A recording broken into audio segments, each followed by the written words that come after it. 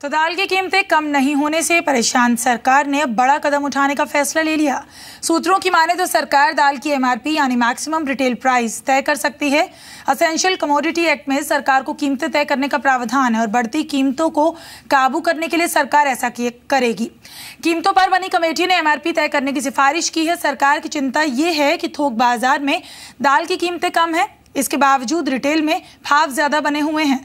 कांग्रेस उपाध्यक्ष राहुल गांधी ने लोकसभा में दाल कीमतों के मुद्दे को उठाया था और सरकार पर निशाना साधा था।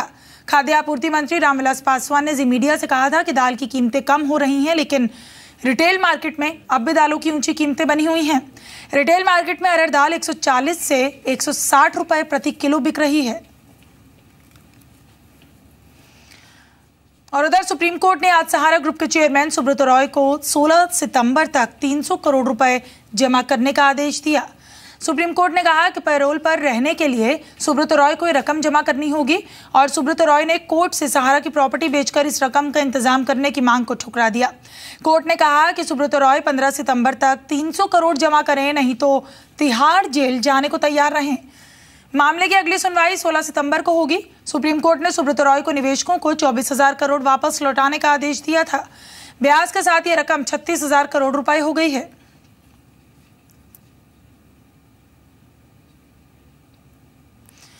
तो तिरुवनंतपुरम से दुबई जा रही एमिरेट्स की फ्लाइट की दुबई में क्रैश लैंडिंग करनी पड़ी। क्रैश लैंडिंग के बाद प्लेन में आग लग गई। हालांकि वक्त रहते इस प्लेन में सवार सभी यात्रियों को सुरक्षित उतार लिया गया। क्रैश लैंडिंग की वजह से दुबई एयरपोर्ट पर फिलहाल विमानों की आवाजाही बंद कर दी गई और यहां आने वाले विमानों को मखदूम शारजा एयरपोर्ट पर डाइवर्ट किया गया। तो महाराष्ट्र के रायगढ़ में एक पुराना पुल टूटने से 2 बस समेत कई गाड़ियां नदी में बह गई। हादसे में 2 लोगों का शव बरामद किया गया। करीब 40 लोग लापता हैं। सावित्री नदी में पानी के दबाव की वजह से मुंबई गोवा हाईवे पर मंगलवार रात अंग्रेजों के जमाने का एक पुल बह गया। पुल से गुजर रही स्टेट ट्रांसपोर्ट की 2 बसें और 4 छोटी गाड़ियां नदी में बह गईं। दोनों बसों में 40 से ज्यादा लोग सवार थे। रेस्क्यू ऑपरेशन में कोस्ट गार्ड और एनडीआरएफ की टीम को लगाया गया है। लोगों को तलाशने के लिए हेलीकॉप्टर का सहारा भी लिया जा रहा है। 2 बसें जो एसटी की है, जो रत्नागिरी से महाड़ पहुंचना चाहिए था, अभी तक पहुंची नहीं है। सो इससे हम ये अंदाज लगा रहे हैं कि शायद ये बसें भी इस दुर्घटना की चपेट में आ गई हैं। जो बहुत पुराने पुल है, उन सभी ब्रिजेस का हम लोग ऑडिट करवाएंगे और वो सेफ्टी के दृष्टिकोण से उसकी जांच करवाई जाएगी।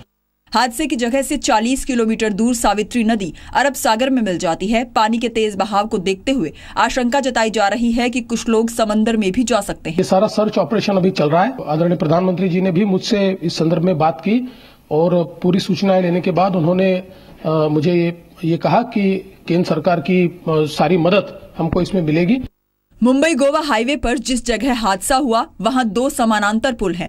एक पुल 2 या 3 साल पहले बनाया गया है, जबकि दूसरा पुल 100 साल से ज्यादा पुराना है। जो पुल बहा है उसका इस्तेमाल गोवा से मुंबई जाने के लिए होता है, जबकि नए पुल का मुंबई से गोवा जाने में इस्तेमाल होता है। हादसे की जगह पर पिछले 24 घंटे में 200 मिलीमीटर से ज्यादा बारिश हुई है।